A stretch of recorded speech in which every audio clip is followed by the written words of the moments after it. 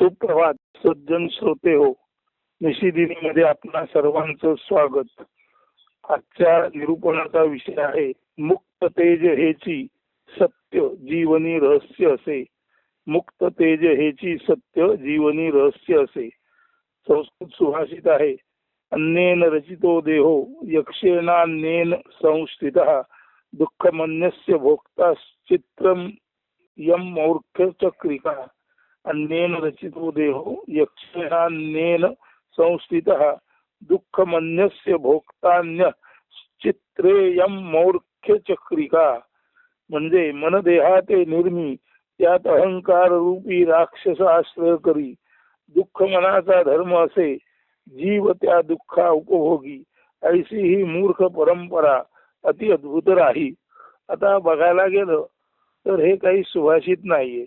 इथे एवढंच आहे की जे मनोद्रव्य असतं त्या मनोद्रव्याद्वारे देहाची निर्मिती होते. म्हणजे बघा, नरनारी संग करतात आणि संग करताना स्वाभाविकच त्यांच्या मनामध्ये निर्मितीची, पुत्राची म्हणा, पुत्रीची म्हणा, कन्येची म्हणा, निर्मितीची अपेक्षा असते. आणि नरनारी संभोगातून निर्मिती होते. याचा अर्थ असा आहे, नरनारी संभोग ही जरी शारीरिक जुळणी असली तरी सुद्धा त्याच्या पाठी मनाची जी धारणा असते निर्मितीची, ती मनाची निर्मितीची धारणाच खऱ्या अर्थाने नवीन शरीराला जन्म देते. म्हणून देहाची निर्मिती मनोद्रव्याद्वारे होते. अशा देहात अहंकार रूपी यक्ष किंवा राक्षस मी माझेपणी फुंदत असतो. म्हणजे मनोद्रव्याद्वारे देहाची निर्मिती होते. या देहामध्ये मी रूपी जीव असतो आणि तो मी रूपी जीव खऱ्या अर्थाने अहंकाराने मी माझेपणात फुंदत असतो. मनाचा मूळ धर्म दुःख असून त्याचा भोग मात्र जीवाला घ्यावा लागतो. अशी अत्यंत विचित्र मूर्खपणाची आश्चर्यकारक जीवरूप परंपरा आहे. म्हणजे असं की मनाच्या इच्छेमुळे जीवाची निर्मिती होते. म्हणजे मनामुळे जीवाची निर्मिती होते आणि मनाचा मूळ गुणधर्म दुःख आहे. आणि मनाने जीवाची निर्मिती झाली म्हणजे शरीराची निर्मिती झाली. त्याच्यामध्ये सहन करणारा, भोगणारा जो आहे तो जीव आहे. मनाचा मूळ धर्म दुःखरूप आहे. मन नेहमीच अहंकारामध्ये माझं तुझं असं करीत असतो. तर हा अहंकार रूपी राक्षस मनामध्ये राहतो आणि अहंकार रूपी हा जो राक्षस आहे त्याच्या आत त्या मनाद्वारे निर्माण होणारे सुख दुःख उपभोग घेणारा जो असतो तो मात्र जीव असतो. आणि इतकं करून जीवाची निर्मिती सुद्धा झालेली असते. शरीराची निर्मिती सुद्धा मनोद्रव्यातूनच होते. म्हणजे मनामुळे शरीराची निर्मिती होते. शरीरामध्ये भोगणारा जीव असतो. मन हे दुःख धर्मी आहे. त्यामुळे मनाने आपला दुःख धर्म न ओळखून जर मन नमन झाले नाही, अमन झाले नाही तर मन दुःख यातनाला जन्म देतं. शरीरामध्ये जीव तो भोगतो आणि इतकं करून शरीर, जीव याची निर्मिती पुन्हा मनामुळे झालेली असते. सारांश, मन हेच सर्व निर्मितीचं कारण आहे आणि मन हेच केवळ सुखदुःखाचं कारण आहे. मन हेच केवळ बंध मोक्षाचं कारण आहे. अशा अर्थाने ही रचना आहे. यामध्ये त्यांनी फक्त देहाची निर्मिती मनोद्रव्याद्वारे होते. अशा देहात अहंकार रूपी यक्ष किंवा राक्षस मी माझेपणी फुंदत असतो. मनाचा मूळ धर्म दुःख असून त्याचा भोग मात्र जीवाला घ्यावा लागतो. अशी ही अत्यंत विचित्र मूर्खपणाची आश्चर्यकारक जीवरूप परंपरा आहे. म्हणजे जीवाला भोग घ्यावा लागतो तो मनामुळे. आणि इतकं करून मनामुळेच शरीराचा जन्म होतो. शरीरात भोग घेतो जीव. आणि ज्या मनाने शरीराला जन्म दिला, जीवाला जन्म दिला वेगळ्या अर्थाने, ते मनच जीवाला दुःखकारक भोग भोगायला लावतं. असं हे आहे.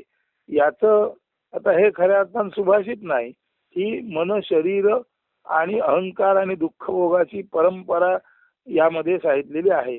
परंतु यातलं जर सत्य जाणायचं असेल तर एवढंच आहे की मुक्त तेज हेची सत्य जीवनी रहस्य असे. चैतन्य मुक्तपणे वाहत आहे हे सत्य ज्याला कळलं तो त्या चैतन्याकडे मुक्त तेज म्हणून पाहिल आणि त्याच्या मनाचा आशय नष्ट होऊन मन सुद्धा एखाद्या वाहत्या गंगेप्रमाणे जैसी गंगा वाहे तैसे ज्याचे मन पाहावा भगवान साक्षात रूपे असं हे मुक्त तेज आहे.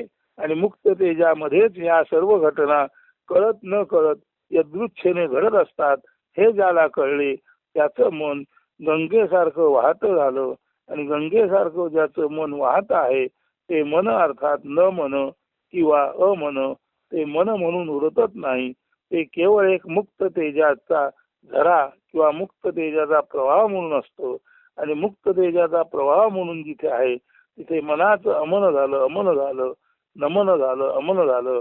आणि असंच ज्याचं मन असतं त्याबाबत संत तुकाराम म्हणतात, जैसी गंगा वाहे तैसे ज्याचे मन पाहावा भगवान साक्षात रूपे. म्हणजे मनाचं अमन किंवा नमन झालं की हेच मन भगवान म्हणजे परमेश्वर पदाला पोचतं. आणि हे परमेश्वर पदाला मन पोचण्यासाठी केवळ आणि केवळ ही दुःख परंपरा कशामुळे जन्माला येते त्याचं निरीक्षण आपण केलं पाहिजे. आणि तेच निरीक्षण मुक्त तेज हेची सत्य जीवनी रहस्य असे. मेघवृष्टीमध्ये 199, 200 आणि 201 पानावर 22/12/2004 रोजी आलेलं हे काव्य आहे. आणि आत्मोपनिषद मध्ये 223 आणि 224 पानावर हेच काव्य आहे.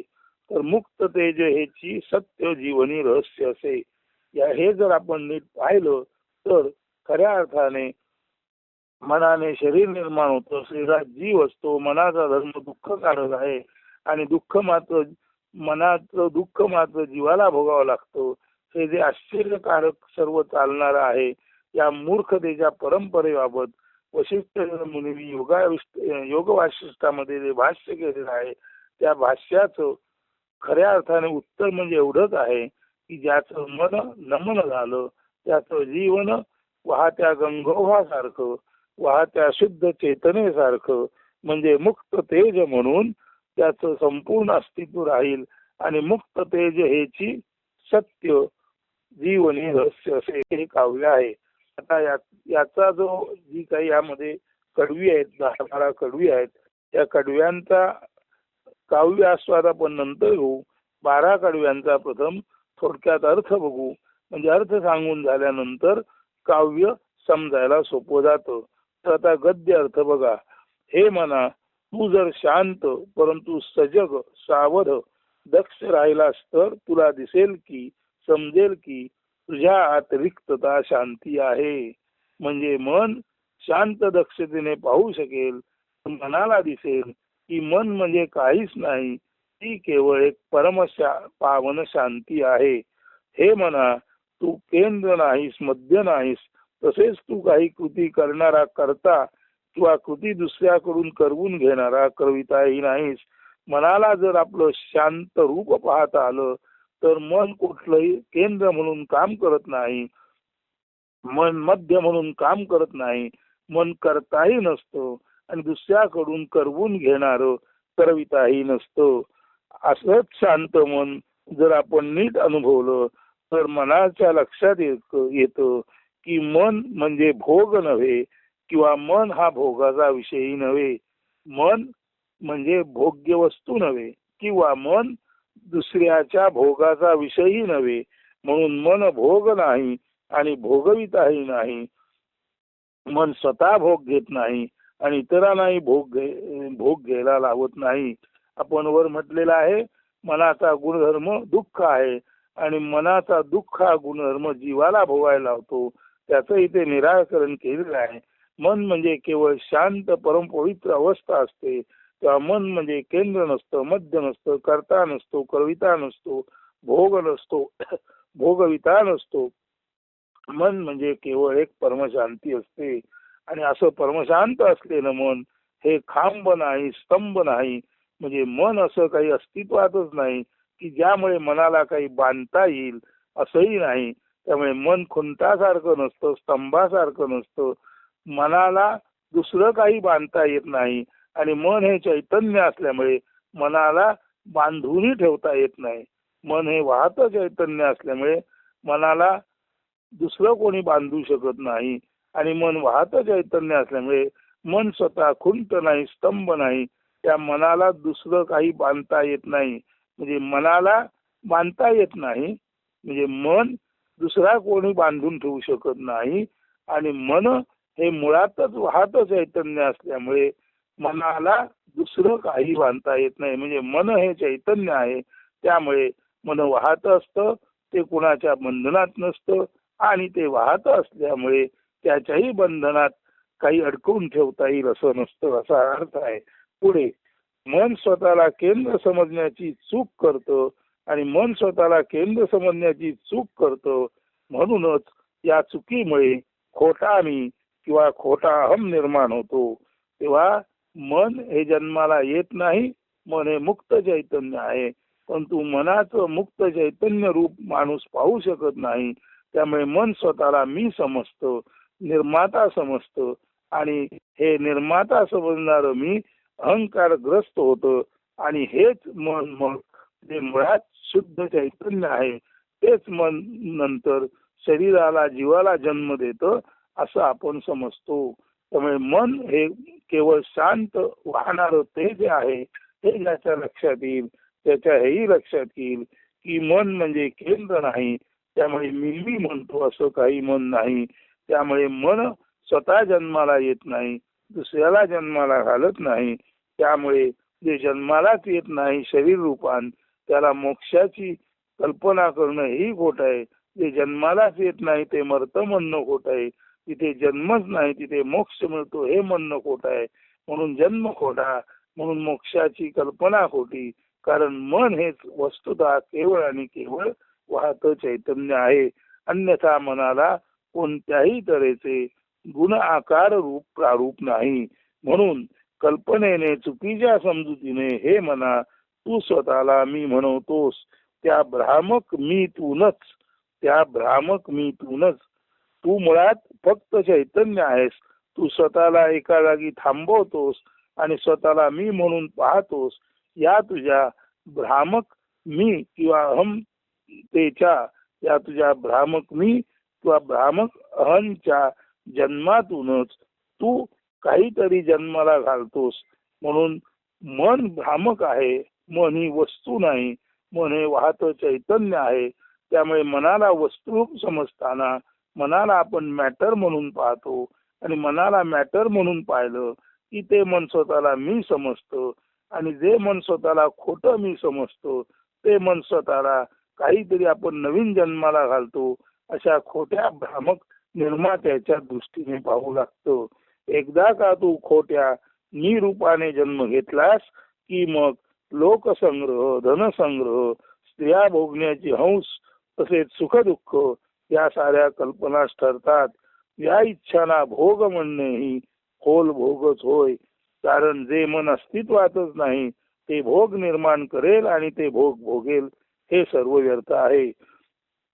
मानसिक जन्म मृत्यू, ताकद किंवा शक्ती किंवा बल, धन ज्ञान खोट्या मीमुळे खोटीच ठरतात.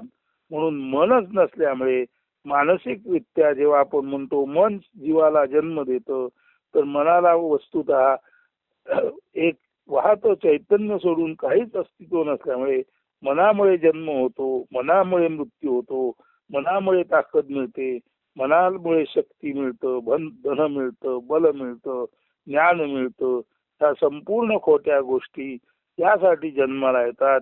कारण मी रूपी मन हेच खोटं आहे आणि मी रूपी मन हे खोटं आहे समजल्यामुळेच जन्म मृत्यू, धन बल विद्या लोकेशना वित्तेशना दारेशना या सर्व ईशना आणि सर्व मानसिक व्यथा कथांचा जन्म झालेला आहे. कारण मनाला अस्तित्वच नसताना मानसिक कथा व्यथांचा जन्म होणारच नाही.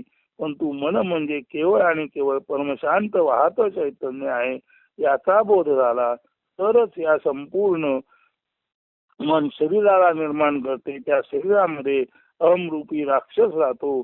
मनाचा धर्म दुःख आहे आणि दुःख मात्र जीवाला भोगावा लागतो.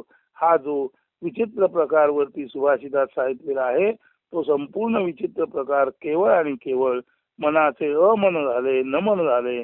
मन म्हणजे केवळ एक शुद्ध वाहती चेतना आहे. याचं जर ध्यान किंवा ज्ञान माणसाला झालं तर या संपूर्ण विचित्र कोड्याचं रहस्य उलगडू शकतो. म्हणून मनच खोटं असल्यामुळे जन्म मृत्यू, शक्ती किंवा ताकद किंवा बल, धन ज्ञान अज्ञान त्या सर्वच खोट्या कल्पना आहेत, कारण त्या केवळ मनोनिर्मित आहेत. इथे मीच नाही, इथे मनच नाही, त्यामुळे इथे मनरूपी मी नाही आणि दुसरा जो आहे जो तोही नाही. कारण इथला मनरूपी तो मी आणि तिथला मनरूपी तो.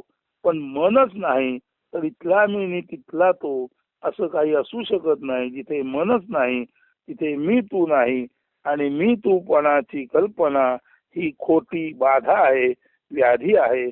खरं सांगायचं तर निसर्ग चक्र फिरतं आणि निसर्ग चेतना वहनात असता असता काही दृश्य रूप घेते, काही शरीर रूप घेते आणि निसर्ग चक्र चेतना वहनात असताना ती जिथे जिथे गोठते तिथे तिथे मॅटर म्हणून देह जन्माला येतात, चित्राकृती जन्माला येतात, शरीराकृती जन्माला येतात आणि चैतन्य गोठल्यानंतर देह जन्माला आला आणि परत ज्या चैतन्यामुळे मॅटर बाहेरून तयार झालं त्या देहाच्या तेच चैतन्य प्राण म्हणून आत्मा म्हणून राहतं.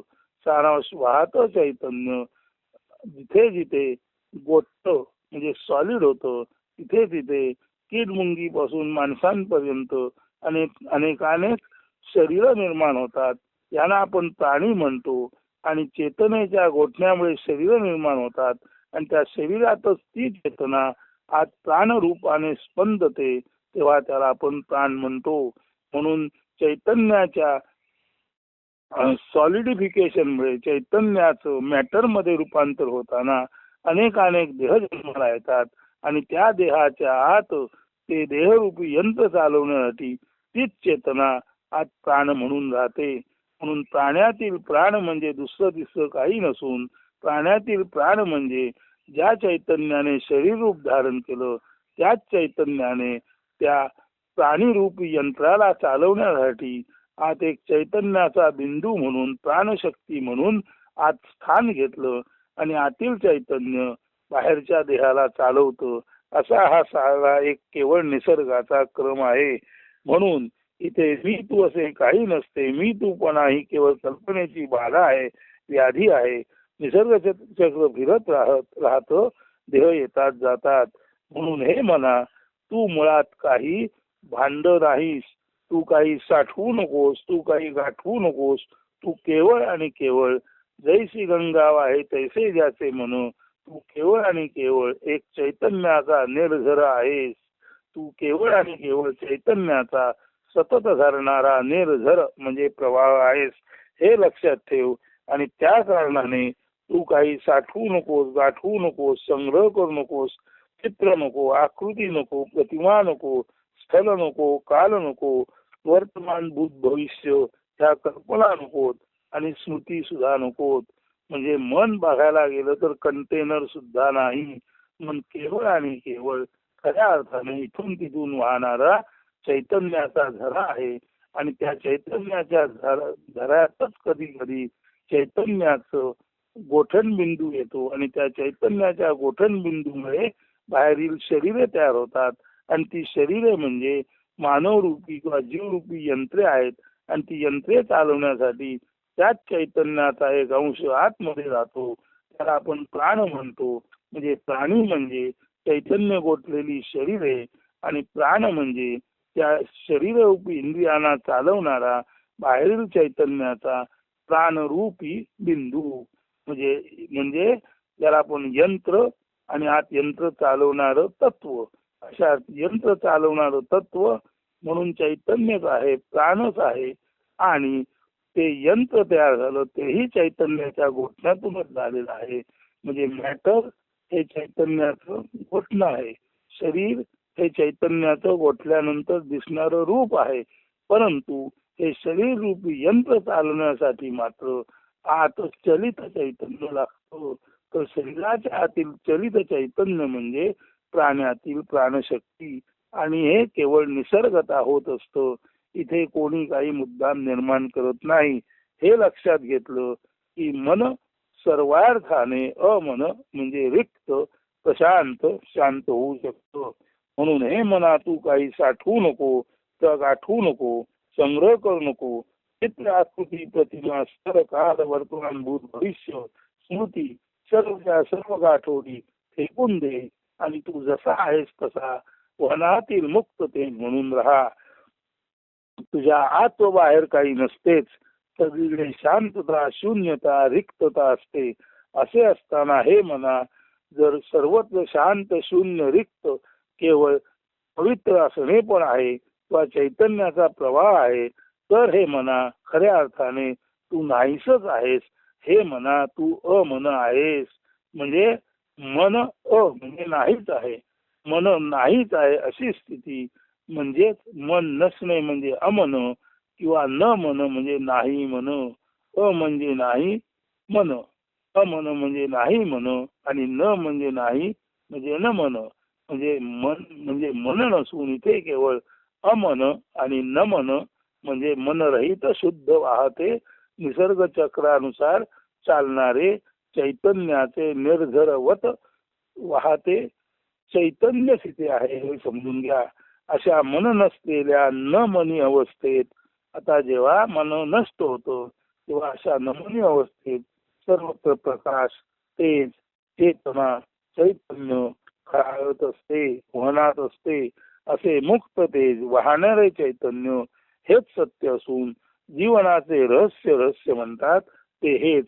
म्हणजे वर आपल्या सुभाषितामध्ये जीवनाची विचित्र दशा दाखवलेली आहे, परंतु जीवनाचं खरं रहस्य एवढंच आहे की मुक्त तेज हेची सत्य जीवनी रहस्य असे.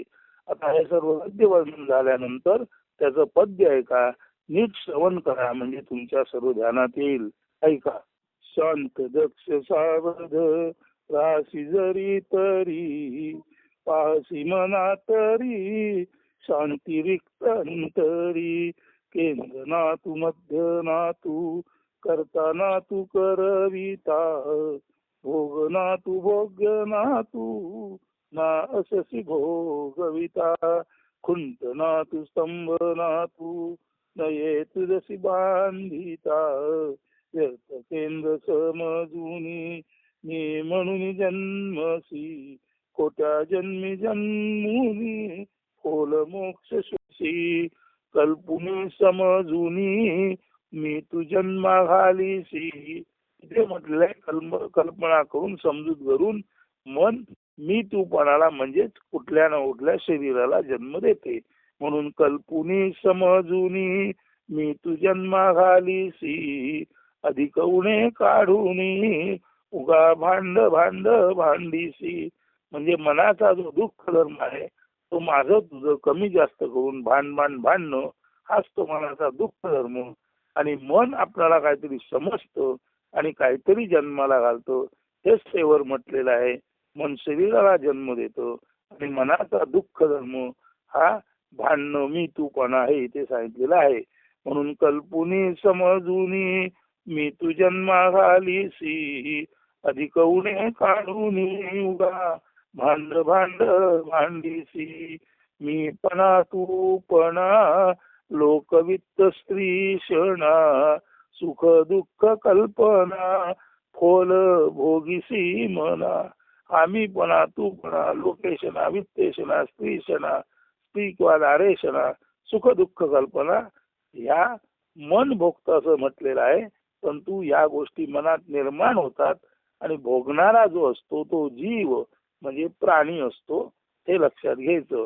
म्हणून मी पणा तू पणा लोकवित्त स्त्री शणा सुख दुःख कल्पना खोल भोगिसी मना बलधन विद्या येथ सारे फोल ठरत असे बलधन विद्या येथ सारे फोल ठरत असे जन्म मृत्यू केवळ देह अवस्था असे मी तू येथ काही नाही कल्पनेचा बाध असे देह जात येत असे निसर्ग चक्र फिरत असे ना गाठवी ना साठवी चित्र ना आकृती स्थल काल ते कुणी देई सारी सारी तू स्मृती ना आत ना बाहेर अंतरी तुझ्या वसे शांत रिक्त असत असे मन न मनची असे न मनात मन नसे वहनात तेज असे मुक्त तेज हेची सत्य जीवनी रहस्य असे. मनाचे नमन साधले तर मुक्त तेज हेच केवळ जीवनातील सत्य आहे. आणि मुक्त तेज हेच निसर्गतः त्या चैतन्याच्याच घनीकरणातून देह तयार होतात, प्राणी तयार होतात. आणि त्या प्राण्यांच्या किंवा शरीरांच्या यंत्रासारख्या दिसणाऱ्या एकंदर आकृतीच्या आत ते यंत्र चालवण्यासाठी चैतन्याचाच औषध प्राणशक्ती म्हणून जातो. म्हणून आतली प्राणशक्ती हीच आत्मशक्ती आणि बाहेरचं शरीर म्हणजे चैतन्याने धारण केलेलं एक मायावी रूप. मायावी अशासाठी की चैतन्याने जरी शरीर धारण केली तरी धारण केलेलं शरीर कधी ना कधी पडतंच. म्हणून चैतन्य गोष्ट आणि शरीर धारण होतात. ही शरीर प्राणी यंत्रांसारखे आहेत. ही शरीर किंवा प्राणी चालण्यासाठी त्या शरीरामध्ये प्राण्यांमध्ये चैतन्याचा जो वाहता भाग असतो तो वाहता भाग प्राणशक्ती म्हणून जातो. म्हणून प्राणी आणि प्राणशक्ती म्हणजे दुसरे तिसरे काही नसून चैतन्याचा गोठलेला भाग म्हणजे शरीर रूपी इंद्रिय आणि चैतन्याचा चलित भाग म्हणजे प्राण्यातील प्राणशक्ती एवढंच आहे. आणि हे निसर्गता चालू असतं. इथे खरं सांगायचं तर मन असं अस्तित्वातच नाही आणि मनाला अस्तित्व नाही.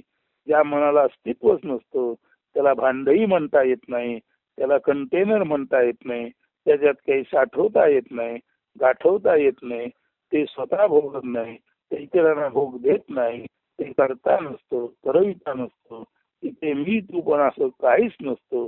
केवळ शरीरे आणि प्राण हा एक निसर्गक्रम इथे चालू असतो. आणि प्राण जो आहे तो चलित रूपात जेव्हा शरीर पडतं तेव्हा तो प्राण ब्रह्मचेतनेला मिळतो म्हणजे आत्मा परमात्म्याला मिळतो. मात्र शरीर ही घटित असतात किंवा गठीत असतात. म्हणून जे जे घडलं ते नाश पावतं, जे जे गाठवलं गेलं ते उसवतं. अशा अर्थी शरीरे नष्ट होतात आणि आतील प्राणशक्ती बाहेरच्या ब्रह्मचेतनेला मिळते आणि आत्म्याचं परमात्म्याशी मिलन होतं. इतकंच हे साधं निसर्गाचं वाहन आहे. आणि म्हणून मुक्त तेज हेची सत्य जीवनी रहस्य असे हे आजच्या सुभाषितात सांगितलेल्या त्या विचित्र गोष्टीचं स्पष्ट उत्तर आहे. त्या सुभाषितात काय सांगितलेलं आहे?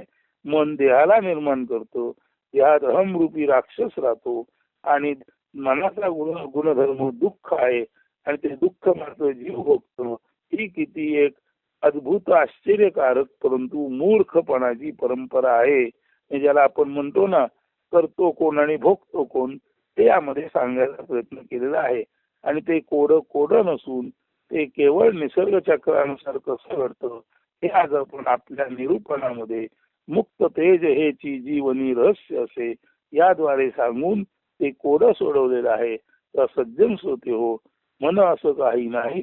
नुसतं शांत निवांत असाल तर तुम्ही केवळ आणि केवळ बाहेर जसा परमात्मरूपी चैतन्याचा प्रवाह आहे तसा तुमच्या देहाच्या आत आत्मारूपी प्राणशक्तीचा सुसंवेद्य आत्मशक्तीचा प्रवाह आहे. जेव्हा देह अगती होऊन पडतो तेव्हा आतील प्राणशक्ती किंवा आत्मशक्ती बाहेरच्या ब्रह्मशक्तीला म्हणजे ब्रह्मचैतन्याला मिळते.